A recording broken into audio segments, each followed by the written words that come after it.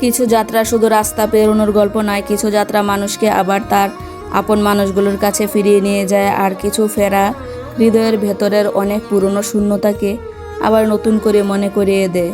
আসসালামু আলাইকুম, কেমন আছেন সবাই? আশা করছি আল্লাহর রহমতে সবাই ভালো আছেন। তো ঈদে বাড়ি ফেরার গল্পের পরবর্তী ও শেষ পর্বে আপনাদের সবাইকে স্বাগতম। আশা করছি পুরো গল্প জুড়ে শেষ পর্যন্ত পাশে থাকবেন ইনশাল্লাহ।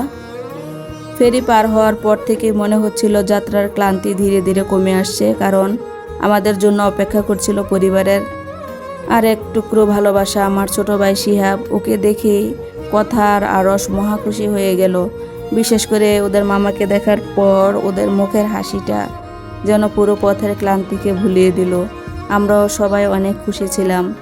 দীর্ঘ জার্নির পর আপন মানুষের মুখ দেখলে মনটা এমনিতেই আনন্দে ভরে ওঠে। তারপর সবাই মিলে গাড়িতে উঠলাম। দীর্ঘ পথের সব ক্লান্তি বুঝি এখানেই শেষ। মামা ভাগ্নে ভাগ্নির এই সম্পর্কগুলো আসলে অন্যরকম সুন্দর। গাড়ির ভেতরে খুব সুন্দর একটা পারিবারিক মুহূর্ত তৈরি হয়েছিল। আমরাও সবাই অনেক শান্তি অনুভব করছিলাম। শিহাব খুব সুন্দর আর শান্তভাবে গাড়ি চালাচ্ছিল। আমি জানালার পাশে বসে ভেজা রাতের রাস্তা দেখছিলাম। বর্ষার রাতগুলো কেন জানি মানুষের মনকে আরও বেশি আবেগী করে তোলে। ভেজা রাস্তা, দূরের আলো, ঠান্ডা বাতাস, গাড়ির ভেতরের পারিবারিক গল্প, সব কিছু মিলে মনে হচ্ছিল এই মুহূর্তগুলো কখনো শেষ না হোক, আজীবন চলতে থাকুক এভাবেই। সালমান পাখিকে নিয়ে মাঝে মাঝে এমন কথা হচ্ছিল যে আমরা সবাই হেসে উঠছিলাম। এই ছোট ছোট মুহূর্তগুলো হয়তো একদিন অনেক বড় স্মৃতি হয়ে যাবে আর সবচেয়ে বেশি মনে পড়বে। কিন্তু এর মধ্যে কিছুটা পথ যাওয়ার পর দেখতে পাচ্ছিলাম আরস ঘামছিল, ওর শরীরটা খারাপ লাগতে শুরু করলো। এসির মধ্যেও মনে হচ্ছিল খুব কেমন লাগছিল ওর। এর মধ্যে বমি শুরু করলো। এটা দেখে কথারও শরীরটা খারাপ হয়ে যায়। সন্তানদের কষ্ট দেখলে একজন মায়ের মন কতটা অস্থির হয়ে যায় সেটা হয়তো ভাষায় বোঝানো যায় না। আসলে এই কারণে আমরা বাচ্চাদেরকে নিয়ে খুব একটা গাড়িতে করে জার্নি করি না। ওরা গাড়িতে উঠলেই অল্প রাস্তা যাওয়ার পরই শরীর খারাপ হতে শুরু করে। তাই নিজেদের কষ্ট হলেও চেষ্টা করি ওদেরকে একটু আরামে রাখতে। সিএনজি, অটো বা যেভাবে নিয়ে গেলে কম কষ্ট হবে সেভাবে নিয়ে আসার চেষ্টা করি, কারণ মা বাবাদের কাছে নিজের আরামের চেয়েও সন্তানদের স্বস্তিটাই সবচেয়ে বড় হয়ে যায়। আর আশা করছি জীবন চলার পথে একটা না একটা সময় হয়তো তাদের এই সমস্যাটাও মিটে যাবে, স্বাভাবিক হয়ে যাবে। আমরা গাড়ি থামালাম, ওদেরকে একটু বাইরে হাঁটালাম, বাতাসে দাঁড় করালাম। ধীরে ধীরে ওরা একটু স্বাভাবিক হলো। তারপর আবার গাড়িতে উঠলাম।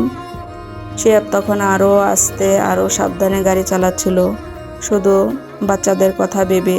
এই ছোট ছোট যত্নগুলোই আসলে পরিবারের ভালোবাসাকে আরও সুন্দর করে তোলে। এরপর আমরা হোমনা ওভার ব্রিজের কাছে পৌঁছালাম। সেখানে আমার ভাইয়ের কিছু বন্ধু আমাদের জন্য অপেক্ষা করছিল। আমরাও কিছুক্ষণ সেখানে দাঁড়ালাম। অনেক দিন পর এলাকার ছোট ভাই ব্রাদারদের সাথে দেখা হওয়ায় গল্প, হাসাহাসি আর ছোট ছোট মুহূর্তে সময়টা খুব সুন্দর কাটছিল। রাতের সেই ব্রিজটা এত সুন্দর লাগছিল। চারিদিকে ঠান্ডা বাতাস, দূরের আলো, নদীর গন্ধ আর বর্ষার ভেজা পরিবেশ, সব মিলিয়ে মনে হচ্ছিল পুরো জার্নির ক্লান্তিটা মনে হয় এই জায়গাতেই হারিয়ে গেছে। আমি বাচ্চাদেরকে ব্রিজের সৌন্দর্য দেখাচ্ছিলাম। তাছাড়া আমার ছোটোবেলার স্কুল লাইফের এই ব্রিজের সাথে রিলেটেড গল্পগুলো করছিলাম হালকা পাতলা। ওদের চোখের আনন্দ দেখেও মনটা ভরে যাচ্ছিল। এদিকে আম্মা আর জ্যোতি বারবার ফোন দিচ্ছিল যে কোথায় আছি আর কতক্ষণ। এই অপেক্ষাগুলো অদ্ভুত, অন্যরকম সুন্দর, তাই না? কারণ কেউ একজন অপেক্ষা করছে বলেই তো আমাদের বাড়ি ফেরাটা এত মূল্যবান লাগছে। অবশেষে ব্রিজ থেকে মাত্র 10 মিনিটের মধ্যেই আমরা বাড়ির কাছাকাছি পৌঁছে গেলাম। গাড়ি থামতে বাড়ির সবাই একসাথে বের হয়ে এলো আমাদেরকে নিয়ে যেতে। এই মুহূর্তটা আসলে একটা মেয়ের কাছে কতটা আনন্দের সেটা হয়তো ভাষায় বা বলে প্রকাশ করা যাবে না। কিন্তু সেই আনন্দের মাঝেও আমার বুকের ভেতরে একটা কষ্ট বারবার নাড়া দিচ্ছিল, কারণ আমি আমার সবচেয়ে প্রিয় মুখটাকে তখন দেখতে পাচ্ছিলাম না। আগে আব্বু সবার আগে থাকতো, বাইরে চলে আসতো, আমাদের জন্য অপেক্ষা করতো, নিয়ে যেত আমাদেরকে। আজ সবাই আছে, শুধু আব্বু নেই। এই শূন্যতাটা হয়তো কখনো পূরণ হওয়ার নয়। তবে আমি আমার কষ্টটা কাউকে বুঝতে দিইনি সেদিন, কারণ ঈদের আনন্দের মাঝখানে আমি কারো মন খারাপ করতে চাইনি। অবশেষে ফিরে এলাম আমার আপন ঠিকানায়, আমার শিকড়ের কাছাকাছি। আব্বু অপেক্ষা করে নেই, কিন্তু আল্লাহ কখনো পৃথিবীকে পুরো ফাঁকা রাখেন না।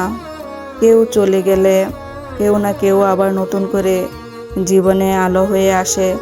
যেমন আমাদের ছোট্ট সালমান পাখিটা, মাত্র 10 মাসের একটা বাচ্চা, কিন্তু আমাদেরকে দেখে এমন খুশি হয়েছিল, মনে হচ্ছিল যেন ওর খুব আপন কেউ ফিরে এসেছে। তখন মনে হচ্ছিল আব্বু চলে গেছে আর সালমান এসেছে। সালমানের মাধ্যমে হয়তো আব্বুকে খুঁজে পাচ্ছিলাম। হয়তো প্রকৃতি এভাবে শূন্য স্থানগুলো পূরণ করার চেষ্টা করে। পুরোপুরি কখনো সম্ভব না হলেও কিছুটা স্বস্তি তো দিয়েই যায়। আমাদের পুরো পরিবারটা যেন আবার পূর্ণ হয়ে গিয়েছিল।